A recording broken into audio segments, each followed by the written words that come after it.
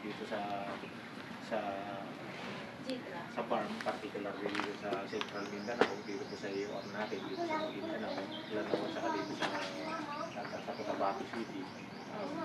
Andito po kami para maglingkod sa ating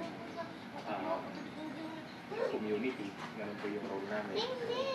Sa sure po, kapag may mga po kailangan po natin tugunan kung sa abot ng aming makakaya, tulungan po natin.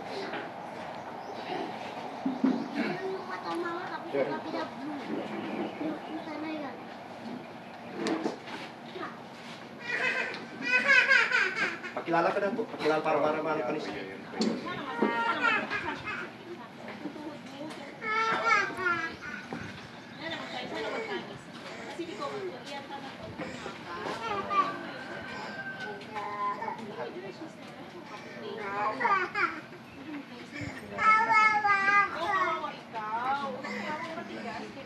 Panday siya. Anak ako, isa sa mga anak, late general ako din sa amin, panay siya. Mga tatay lang.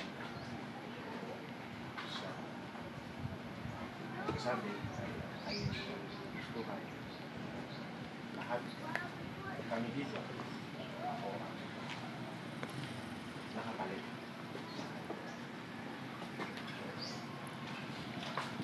Makilala ko din. Ito na sa kanan ko.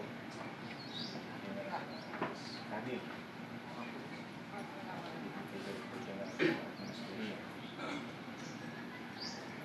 Sunod. Stop. Para kumanda.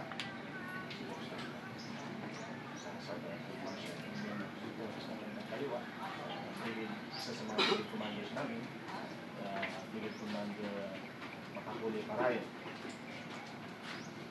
Sumunod, si Apo Sultan Ibrahim Anday. Lolo ko yan. Sunod, isa rin commanders. Isa lang. Magagaw pa. Isa sa mga field commanders din natin. Field commander na tuturan ng Kandawan. Mag-anak ni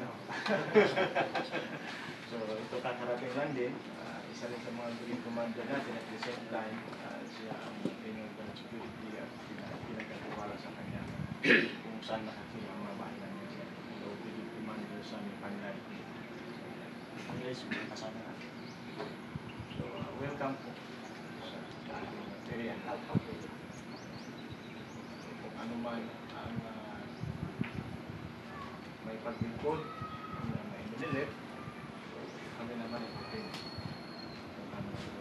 Anyway, siguro mas maganda magbigay ako ng 14 highlights o bakit may minilip dito. So ang minilip ko dito ay kaya napunta dito ayon sa kautusan na aming mahal Panginoon His Excellency noon ngayon, kaya ang MNLF po ay nandito. So, ang MNLF ay mula noon hanggang ngayon, nandyan kami sa kapayapaan. Ang katunayan, bakit ang MNLF ay nasa kapayapaan dahil mayroon po tayong final peace agreement, September 2, 1996 final peace agreement. So, nangangahulugan na kung ang gobyerno ay ayaw ng gulo, mas kami, Bangsamoro, ay kung ang kagustuhan ng gobyerno 100%, kami ay higit pa 101% gusto namin ang kapayapaan. So kami po dito sa Camp ng Sharif, Pulit Parang Mindanao, ay kung ano man ang sa tingin ninyo, ang MNLF dito ay mayroon na i-contribute sa mga programa ninyo, ay okay po kami para po sa kagandahan na community, ating lahat na gusto po natin peaceful.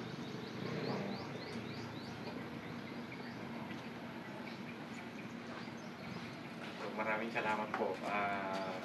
Maraming salamat, sir, sa pagpapaunlak nyo sa aming pagbisita dito sa community.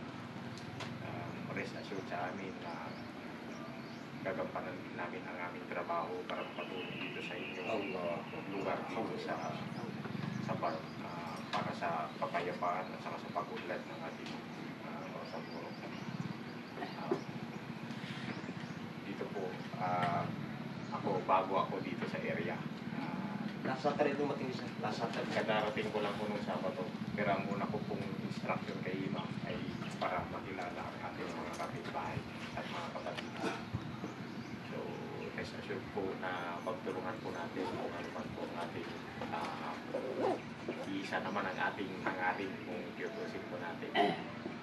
So, mag-coordinate lang na lang po tayo from time to time dito siguro para sa mga humanitarian din na maiyawan po dito sa lugar. Marayaw, Ima, antayin natin ang kape. Si Ama mo pag magpunta kami doon, no?